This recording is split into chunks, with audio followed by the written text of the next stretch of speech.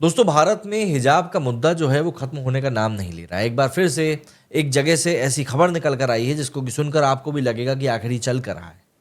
दरअसल जौनपुर में UP board की परीक्षा के पहले पहले दिन फ्रिस्किंग के दौरान हिजाब उतारने को लेकर एक बड़ा विवाद खड़ा हो गया। हाई स्कूल की परीक्षा देने आई 4 छात्राओं को हिजाब उतारने के लिए कहा गया, जिस पर उन छात्राओं ने विरोध किया और परीक्षा देने से ही मना कर दिया। इस घटनाक्रम में कुल 10 छात्राओं ने परीक्षा छोड़ दी।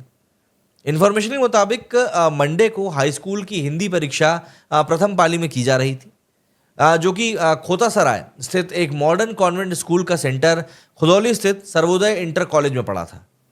परीक्षा केंद्र पर छात्रों की चेकिंग के बाद परीक्षा में बैठने के लिए प्रवेश दिया जाने लगा।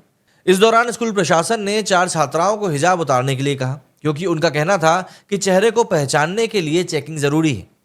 हालांकि छात्राओं ने इसका विरोध किया और हिजाब उतारने से इनकार कर दिया, जिसके बाद उन्हें परीक्षा देने से रोक दिया गया।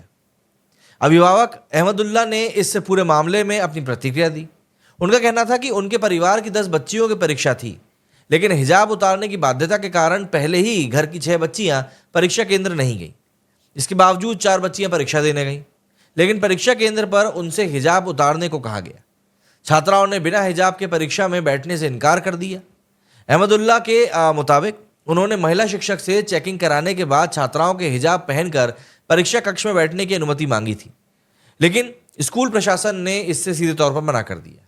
वहीं विद्यालय प्रबंधक अनिल कुमार उपाध्याय ने कहा है कि परीक्षा केंद्र पर बड़ी संख्या में मुस्लिम छात्राएं हिजाब उतारकर परीक्षा दे रही थीं।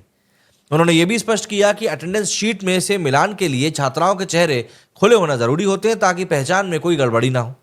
जब 4 छात्राओं ने हिजाब उतारकर परीक्षा देने से मना कर दिया तो वे वापस चली गईं। इस मामले पर प्रिंसिपल दिनेश गुप्ता ने बताया कि छात्राओं की चेकिंग महिला अध्यापक द्वारा ही की जा रही थी।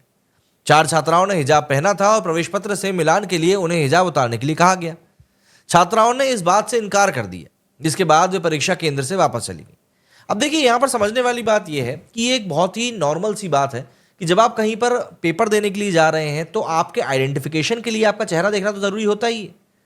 लेकिन क्या होता है कि जब लोग इस छोटी सी बात को समझ नहीं पाते हैं, तब बात जो है काफी ज्यादा एस्केलेट हो जाती है और वो इस मोड़ तक पहुंच जाती है। अब देखिए, टीचर्स का भी अपना एक काम होता है, उनका भी एक प्रोटोकॉल होता है और उनको भी वो फॉलो करना होता है।